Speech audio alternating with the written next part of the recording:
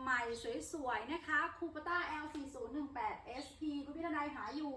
สีเดิมๆไม่ทำสีรถใหม่ๆสวยๆคันนี้ปี66นะคะการใช้งาน900กว่าชั่วโมงสีเดิมยางเดิมทุกอย่างเดิมหมด 100% ใครอยากได้มือหนึ่งแต่งบไม่พอนะคะมาจัดมือ2คันนี้ค่ะราคาเบาๆนะคะคันนี้ค่าตัวอยู่ที่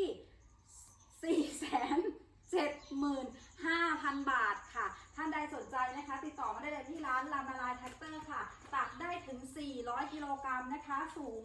ยกสูงสุด3 เมตร 21นะคะคันนี้